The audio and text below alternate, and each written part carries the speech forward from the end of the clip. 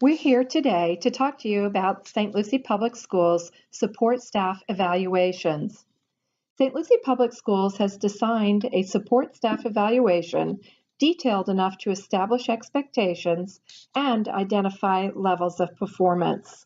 This evaluation process is for our CU and CWA contract employees and specialized employees.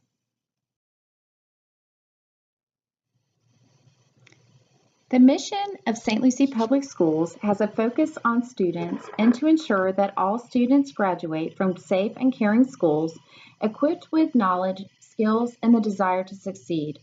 Regardless of the role an employee plays within our vast district, our focus and efforts all target students and their success. The purpose of our evaluation process is to ensure a student-focused environment and to establish clear understanding of the performance expectations. It is designed to promote conversation, to enhance working relationships, and to provide feedback so that performance gaps can be addressed and to allow for growth. A process has been designed so that support staff employees across the district receive the same message regarding evaluations. Employees are oriented to the evaluation process at the beginning of each school year and as a part of the onboarding process for new employees throughout the year. You will be notified of the individual who will complete your evaluation and of any others who may have input into the evaluation. A mid-year evaluation is conducted for annual contract employees. Annual contract employees are those employees in the first 3 years of employment. We identify annual employees as A1, A2, or A3. After being reappointed as an A3, you will be awarded a continuing service contract. Mid-year evaluations for continuing service employees are not required, but may be conducted at the discretion of the supervisor. Year-end evaluations will be conducted for all annual and continuing service contracted employees.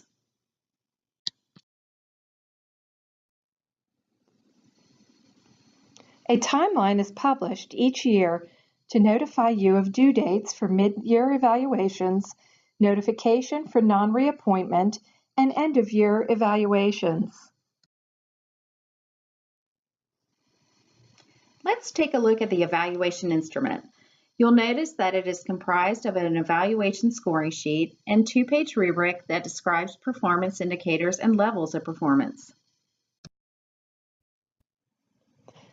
The 6 performance indicators that you will be rated on include attendance, policies and procedures, initiative, customer service and work relationships, job knowledge, productivity, and quality of work. Performance indicators are shown vertically on the rubric. Performance is rated on one of 5 levels. When you are adequately performing your job duties, you may be rated as meets expectation. Above expectation and exceptional are appropriate when performance exceeds the expected level of performance. When performance gaps are noted, ratings of improvement expected and unsatisfactory may be warranted. So let's take a look at one performance indicator as an example. We'll look at customer service and work relationships.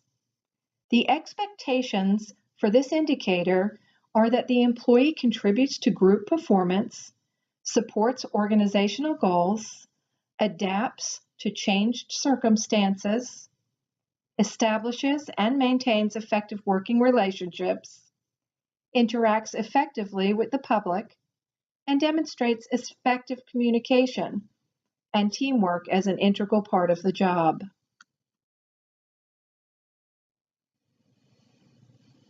Let's take a look at how levels of performance are displayed in the rubric. The descriptions for the 5 levels of performance are displayed to the right of the indicator. Your supervisor will choose the level that best describes your observed performance. When you are rated meets expectation, you are performing your job duties and there is no gap between the expectations and the performance. You're doing your job well.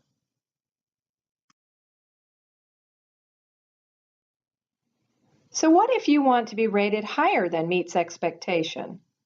The expectations for increased levels of performance are identified on the rubric.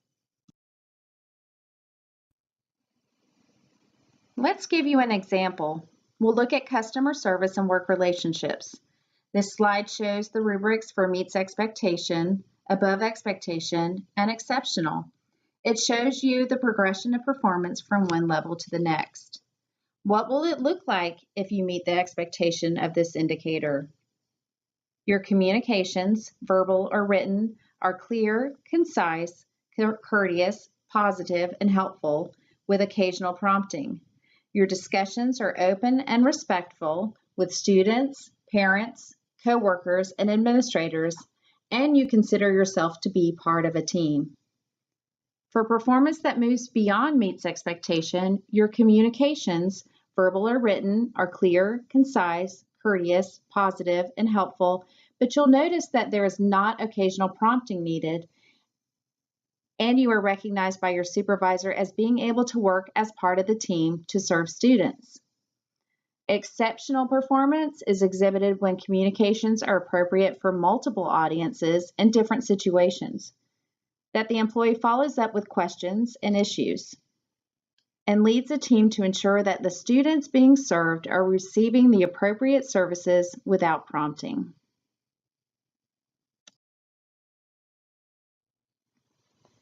What does it look like when the expected behavior is not met?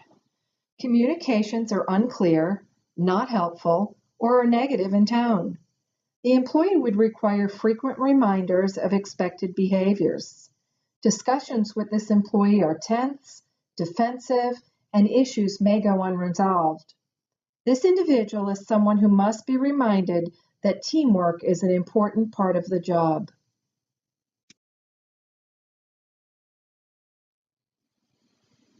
When there's a gap between the expectations of the job and the performance of the employee, it is the supervisor's responsibility to discuss this with the employee. For CU staff, that should occur within 10 working days after the gap is identified. For CWA staff, that should occur within 20 working days.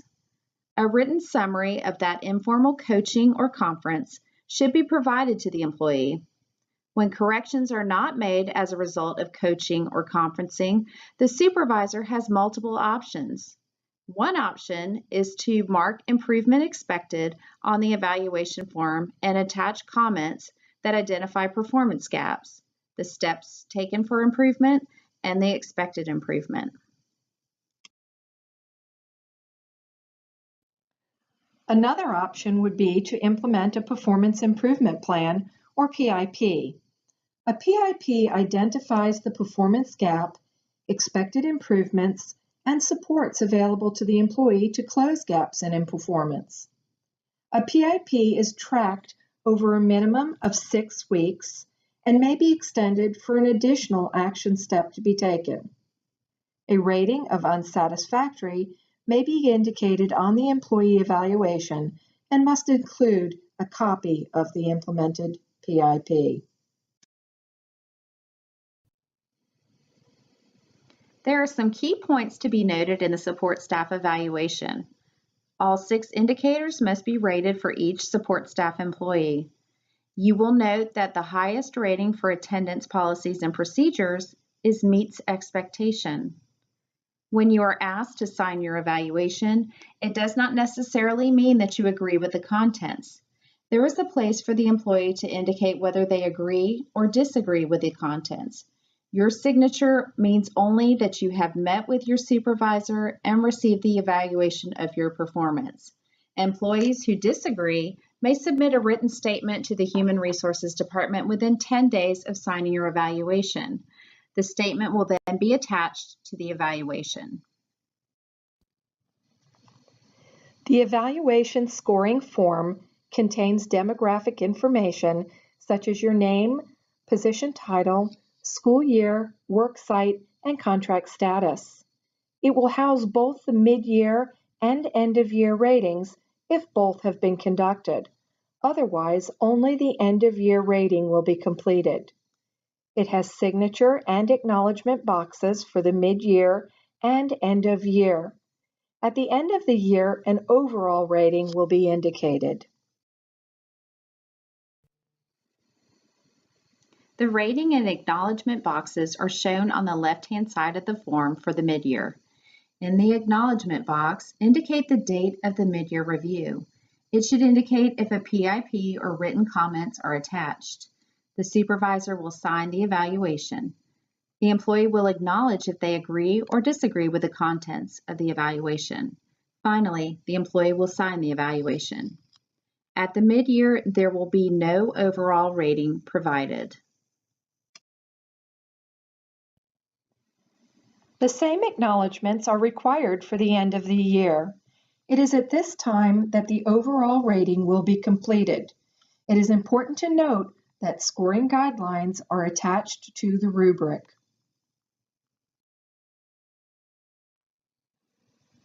When selecting the overall rating, the following shall be applicable.